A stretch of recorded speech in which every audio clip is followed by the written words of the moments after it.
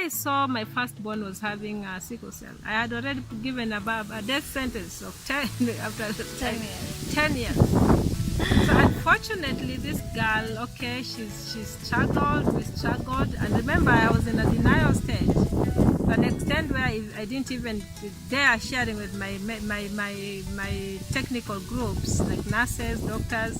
I just used to take it upon myself that yes, I have this condition. First, I've not accepted it, so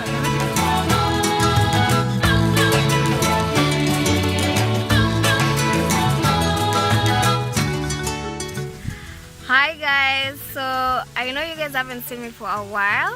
So I've been taking a pill and I'm at home now, but I'm with my mom. So a couple of you guys have been asking me to bring my mom over because I've been speaking about her and how she has been helping me with regards to sickle cell, and she raised 3 sickle cell warriors and she has a lot of experience, and most of you parents have been asking if she could give you guys some advice. So here she is, mommy. Hi guys, I'm Lea's mother.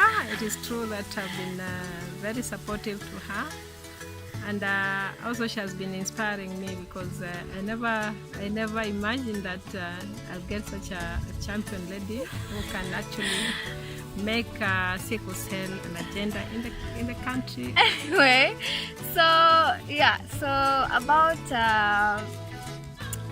over 20 years ago, my mom gave birth to 3 children. Okay, my first, my sister, and okay, so I'll be just asking her questions and her experience and how she felt, how she came to understand sickle cell, so that you guys can be able to relate. Yes. So when did you first come face to face with the notion of sickle cell? To start with, it was 1983 when I got my firstborn, who was Magdalene Masamo.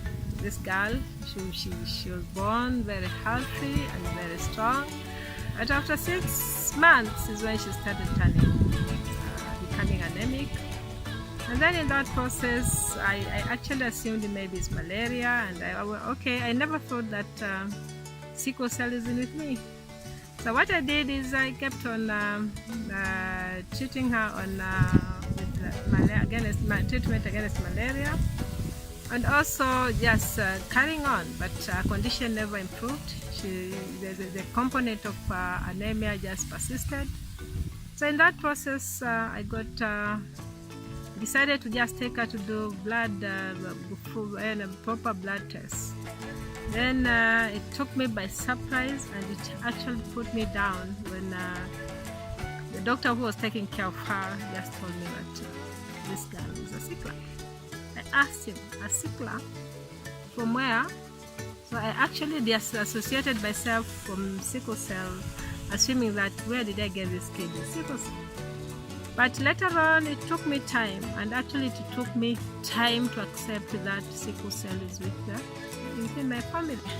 So what really, when I was doing some reflection on the training we underwent and the condition, the prognosis of different conditions, I recalled one of the pediatricians teaching us on the condition to do with sickle cell.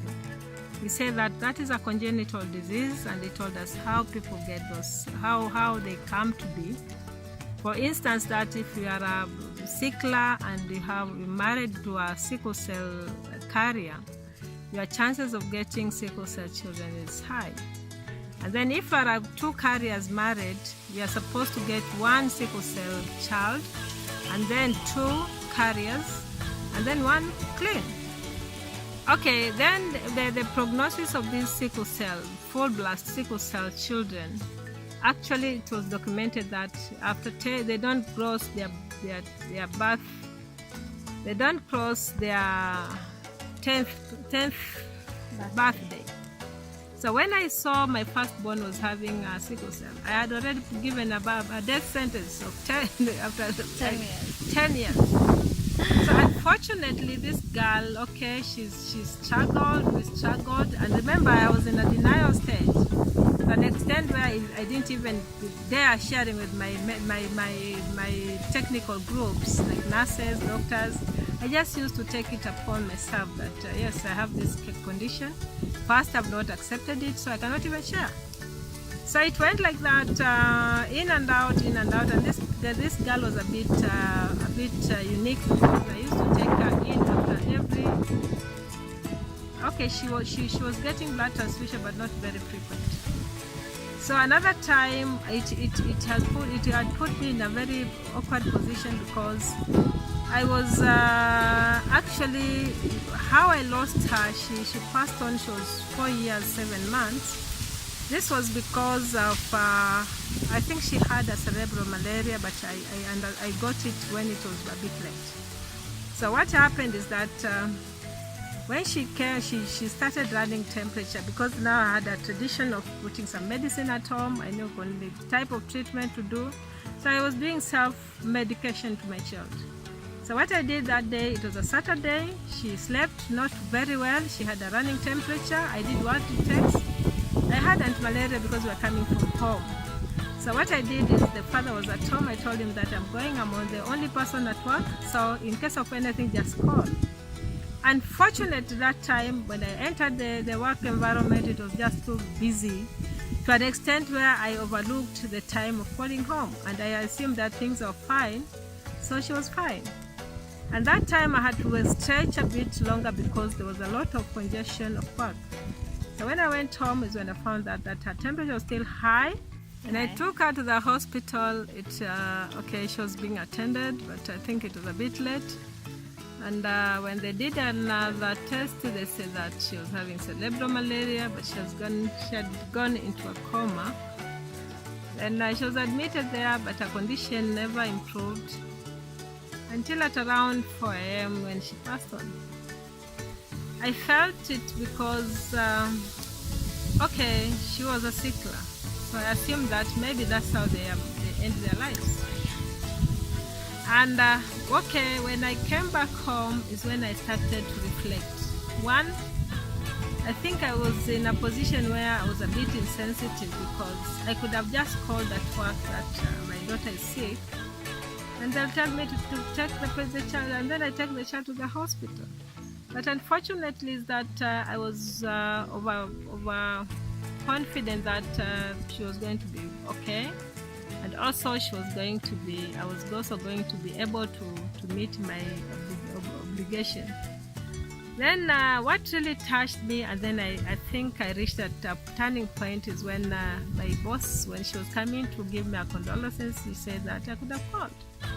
So from that time I was very sensitive because that time I already have my second born who was also a sickler, and hers was a bit challenging because I had to be taking her to hospital after every 2 months for transfusion. So when I continued with the second one with the same condition, and after every 2 months I used to organize my working schedule so that I get time to take her in, she's transfused, I come back out. Okay. Mary, right? That is Mary, the second warrior, Mary Masamo, who actually survived very nicely, and now she's actually a mother of one child who is 3 years, and also she's a citizen of America. Then when Lea came, the warrior, the latest warrior, when she came again, hers was a bit, it was not that serious delivery. I realized that the actual signs started manifesting when she was 6 months. So she was transfused, but she was not a regular person. For blood transfusion, she used to do well with treatment and also the preventive treatment we usually give sickle cell patients. So she continued.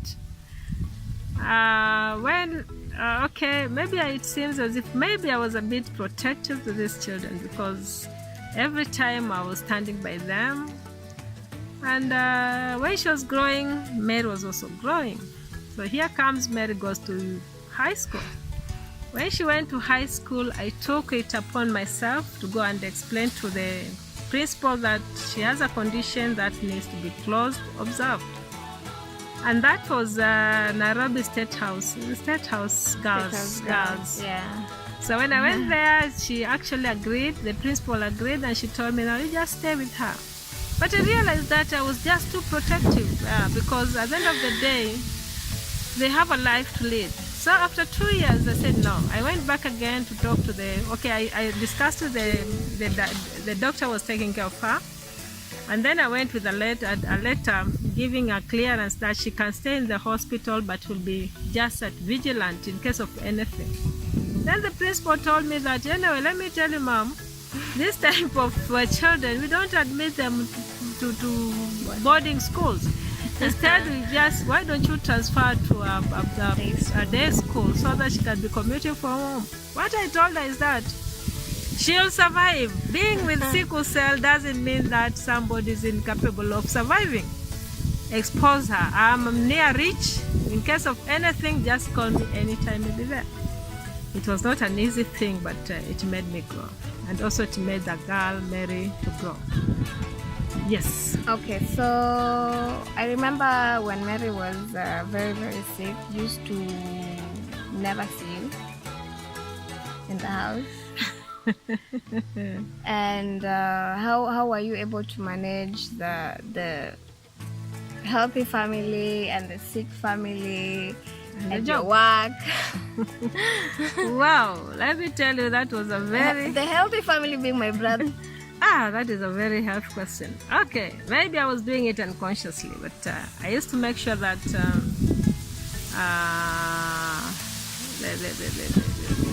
warriors, when after work, I make sure that they take care of you during the night time. And then even if it is going to spend the whole night at a hospital, but at around 5, I have to make sure that I leave them comfortable in the ward, and then I come to the house to make sure that the brother is actually up and running and is actually ready to go to school. Then it reached a time when this was a bit challenging. Okay, Lea and Paul were fine. Mary was still because she collapsed her hip in the process of her recovery. One day she went swimming and then she did diving. And she dived the leg out, but she developed complication which ended up collapsing her hip. But what happened is that when she was in the ward, I was supposed to be actually the person in the office, and there was this was a police office, which was there was a critical thing to do at 8. But unfortunately, the calculation was a bit challenging. So when so what happened is that the time when I was leaving home to go to work, my boss decided to call home. Is when Paul told my boss that, you know what, Mom went into a hospital with Mary and she has not yet come. So they were surprised, Babu, you have somebody at home and you are sick and you don't talk about it. It's when I told them, yeah, I have sick warriors in my house. One is doing well, another one is sick in the ward. So they said that, wow, we don't look, then is when they started opening, just to discover that even my boss had a sickle at home. So that one gave me encouragement, and also we started bonding and we started supporting each other. And I think it became lighter. Who was your boss? It was Mrs. Momui at that time. Okay. At nursing cancer. Okay, so aside from the medication, because you used to go to hospital for checkups every 2 weeks, what else did you used to do aside from that? Okay, from aside from the treatment, the management, not the daily, everyday, like trying to help us not go to the hospital because it's stressful for you and Daddy, and it's also expensive. So what else did you do? That is a bit, well, I recall really. But basically what I used to do is that to make sure that you eat you live healthy, you eat healthy, and also you prevent things which you can prevent. You drink a lot of water, and also you actually do what you call it. Make sure that you take preventive treatment. Okay. And in school also, I also used to go and discuss with teachers on how best to handle people. You don't make yourself expose yourself to coldness or overexcitement. But be children that it was okay. Talking worked. Talking what? Okay, so how were you able to? I don't know. Okay, I don't know if I asked you to break down sickle cell for me. Has any of us ever asked you, or have you ever broken it down? Like, come to you and say, like, what do I have? How do you do that? How do you break sickle cell down to your child? Okay. What actually one day. Okay, it was stressful because when you try to visualize what it takes and what the knowledge which was instilled in you, it actually puts someone in a very challenging moment because one, that is a lifelong condition, the actual lifelong condition. Secondly, during the growth, we find that people are so keen asking why your eyes are yellow. So one day I was actually confronted by Mary, the one in America. I realized that she was not taking drugs. Give her drugs, but she was a grown-up person. So what? In high school. Yes. Mm. So what she used to do is she doesn't used to take drugs because the other friends of hers were asking, why are you taking drugs? And I think I had not counseled her better. So what she used to do is one day she confronted me and she brought the whole stock.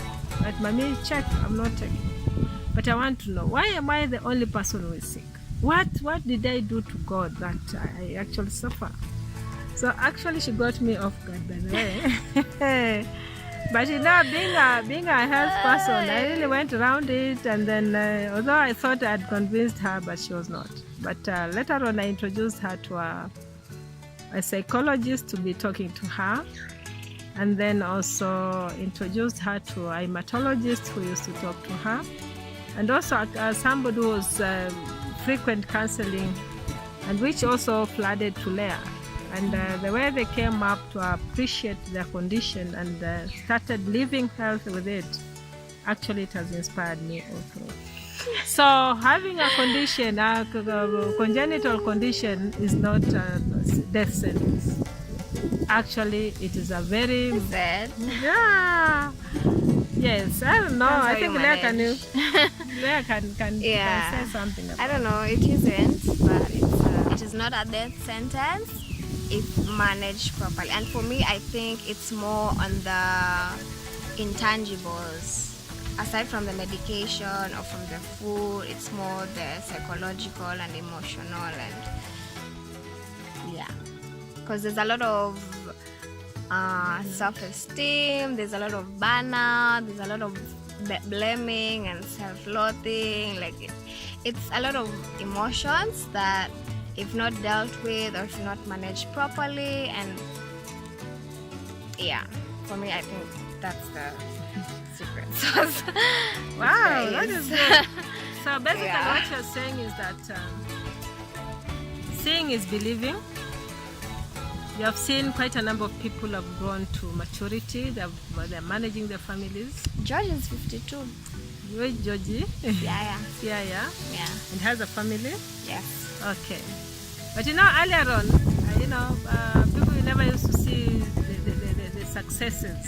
But now you have reached a stage where you can open up, you can link up, you can actually mobilize a community to come out and say, yes, I'm a sickler, yes, I have children with sickle cell, warriors, yes, we can do this, and also make sure that we prolong their lives. So please, most of the time psychologically, we, the parents, are there. We are the actually foundation, and we are the people who actually our acceptance determines the success of Exactly. this child. So this one I'm talking through experience already. Okay, I lost the first one because I think I was in a depth of denial, because I was not imagining a health person like me to have a sickle cell. But when I came into terms with everything, and also I thank also my two girls, Lea and Mary, because Mary, when she was done a hip replacement, immediately she came from Italy after hip replacement. She just called media house. When they came home. They were actually observing how Mary is preparing breakfast, how the family was, and they were so impressed. So even that one gave me, okay, to start with, I was imagining now everything going to media, and people are going to say, wow, Masamo, she looks so strong, but she has sickle cell in their house. But guess what? When actually the coverage was in media, it was covering family issues in Nation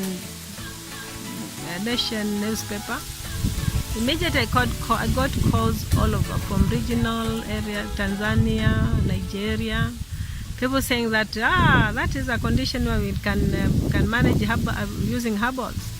Then I told them, why don't you bring? We also beg, because there are quite a number of people with the same condition. But basically, management of sickle cell is very critical. It needs very strong health service delivery, and also pain relieving services. Most of the time I used to wonder that they are using strong painkillers, which are addictive, but forgetting that the pain is even more painful than the drug, which I was worried about the additivity. But when they actually, I was counseled, and also I was told the consequences of either the pain or the strong painkillers. I realized that there is no addiction, because you are given drug to relieve pleasure. If the pain is over, these people are fine. So basically, what actually makes these people suffer, and actually, is that sickle pains, and also they stand to get those sickle pains because of not taking a lot of drugs. I think it worked. Actually, it worked. But actually, it is a walk, and I give you courage that don't give up. God has a purpose for everything.